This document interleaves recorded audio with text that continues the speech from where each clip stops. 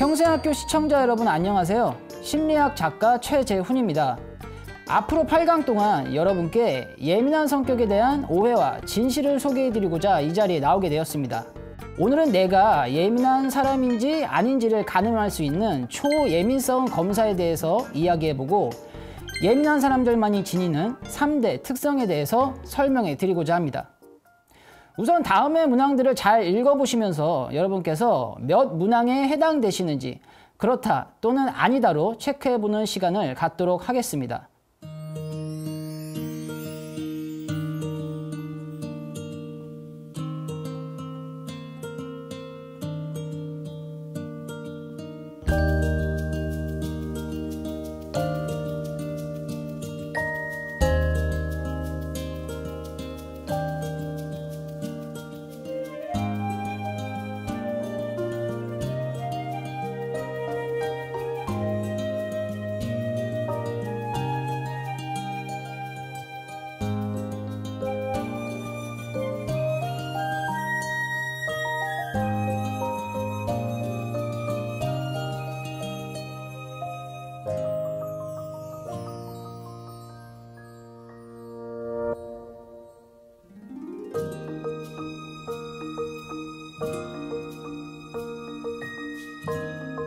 오늘의 주인공인 HSP는 Highly Sensitive Person의 약자로 매우 예민한 사람을 의미합니다.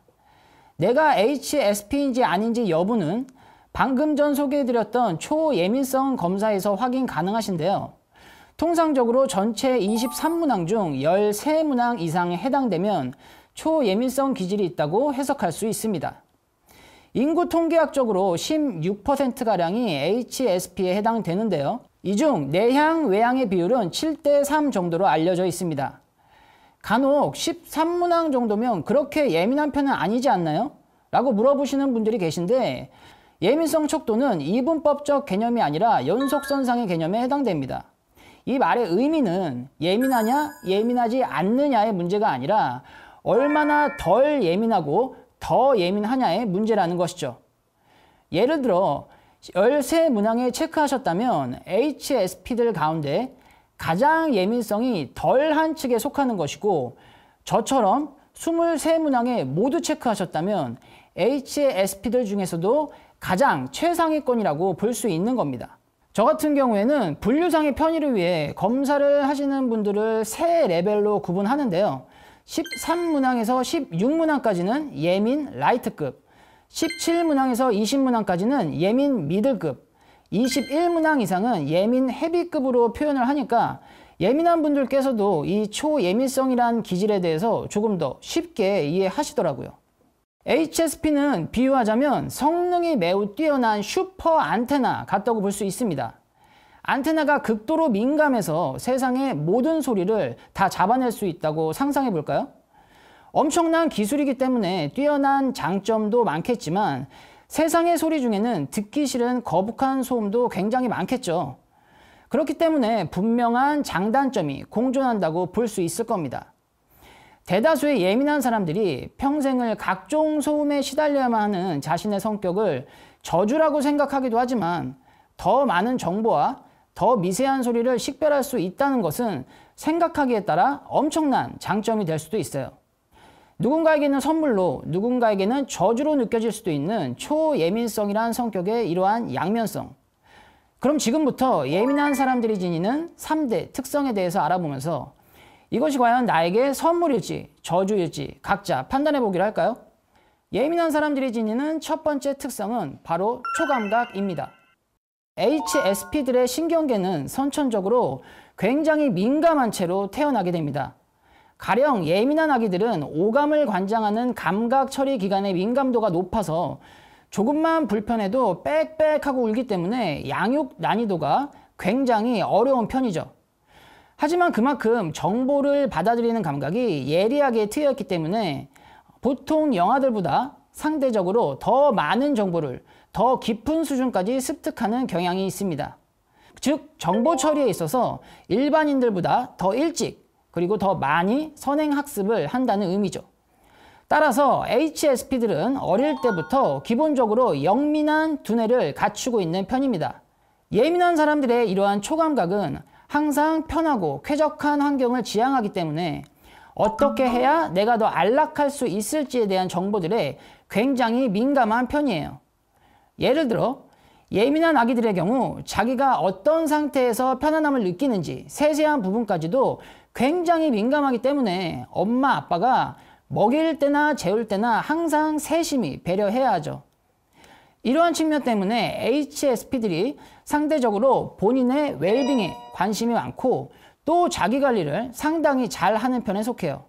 하지만 그만큼 불편하고 불쾌한 환경에서는 몇 배로 힘들어하는 성향이기 때문에 부정적인 상황 속에서 생활하다 보면 모든 에너지가 소진돼 결국 번아웃에 빠지기 십상입니다. 따라서 제3자가 보기엔 되려 굉장히 둔하고 게으른 사람처럼 비춰지는 경우가 종종 있어요. 이렇듯 예민한 사람들은 과부하가 걸리기 쉬운 민감한 신경계를 타고났기 때문에 평상시 내 한계치에 대한 선을 명확히 하고 내가 번아웃의 경계에 가까워진 것 같다고 판단이 되면 그 즉시 각종 자극으로부터 한 발 물러나 몸과 마음을 재충전하는 시간을 가지셔야 합니다. 예민한 사람들이 지니는 두 번째 특성은 바로 초감정입니다. 예민한 사람들의 민감성은 감정적인 부분에서도 그 영향력을 발휘합니다. 긍정적인 감정이든 부정적인 감정이든 굉장히 깊고 강하게 빠져드는 경향이 있어요. 그래서 예민한 사람들이 뭐 하나에 빠지게 되면 좋은 방향이든 안 좋은 방향이든 그야말로 광적으로 몰입을 하는 경향이 있죠. 이러한 초감정 특성으로 인해 내 감정뿐만이 아니라 타인의 감정에도 굉장히 깊게 영향을 받게 되는데요. 예민한 사람들은 첫째, 타인의 감정 상태를 매우 잘 인지하고요. 둘째, 인지된 그 감정에 긍정적으로든 부정적으로든 굉장히 큰 영향을 받으며 셋째, 심지어는 드라마 속 가상의 캐릭터가 고통받는 것조차 마치 내가 겪는 것처럼 힘들어하는 경향이 있습니다. 이처럼 예민한 사람들은 타인의 감정까지 아우르는 초감정 특성으로 인해 눈치가 굉장히 빠르고 비상해질 수밖에 없습니다. 이러한 측면은 환경에 따라서 장점이 되기도 하고 단점이 되기도 하는데요. 가령 우호적인 환경에서는 다른 사람들의 감정까지 헤아릴 줄 아는 센스 넘치는 사람으로 살아갈 수 있겠죠.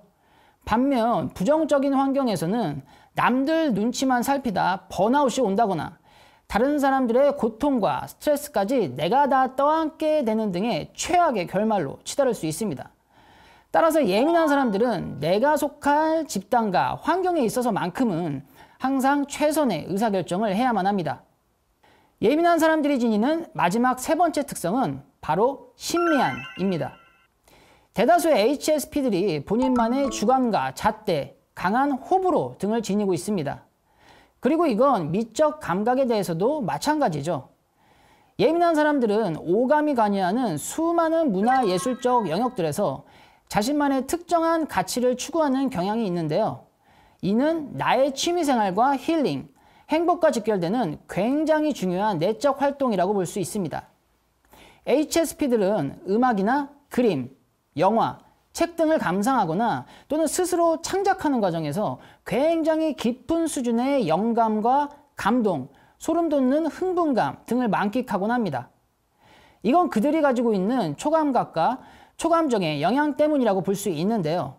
초감각으로 인해 매우 디테일한 부분까지 식별이 가능해지고 초감정으로 인해 매우 깊숙한 부분까지 나의 내면이 건드려지게 되는 것이죠. 이러한 심미안은 예민한 사람들의 풍요롭고 복잡한 내면 세계의 형성에 결정적인 역할을 하게 됩니다. 아마도 여러분께서 평소에 상상하는 것을 좋아하신다거나 나만의 개성 넘치는 이야깃거리들을 머릿속에 가득 담고 계신 분이라면 그러한 특성은 분명 여러분만의 심미적 예민함에서부터 연유되었을 거예요. 심리학에는 하나의 공식이 있습니다. 내가 좋아하고 사랑하는 것들과 함께 할 때 내 마음이 치유되고 내면의 에너지가 충전된다는 것이죠. 즉 힐링인데요. 특히나 예민한 사람들은 과부하가 걸리기 쉬운 신경체계를 타고났기 때문에 잦은 휴식과 주기적인 힐링이 필수적으로 요구됩니다. 그렇기 때문에 내 심미안을 충족시키는 요소들을 찾아서 취미생활을 루틴으로 만드는 것이 꼭 필요하고요. 이때 나와 심미안을 공유하는 누군가가 있어서 취미생활을 같이 할 수 있다면 그러한 존재는 예민한 사람들의 정신건강에 매우 큰 도움이 될 수 있습니다. HSP로서의 삶이란 나 자신을 정성껏 케어하면서 사람을 가려 사귀고 내 일이나 취미 등에서 내가 가진 센스의 극한까지 맛보는 이른바 구도자의 인생과도 같습니다. 평생 방망이 깎는 노인의 심정으로 여러분의 센스를 마음껏 발휘해 보시는 것은 어떤가요? 요즘 같은 감각의 세계에서 한 명의 장인으로 독자적인 삶을 추구하는 것도 꽤 괜찮은 인생이 아닐까요? 오늘은 초예민성 검사와 예민한 사람들의 3대 특성에 대해서 알아보았고요. 다음 시간에는 예민한 사람들에 대한 오해와 진실에 대해서 이야기해보는 시간을 갖도록 하겠습니다. 감사합니다.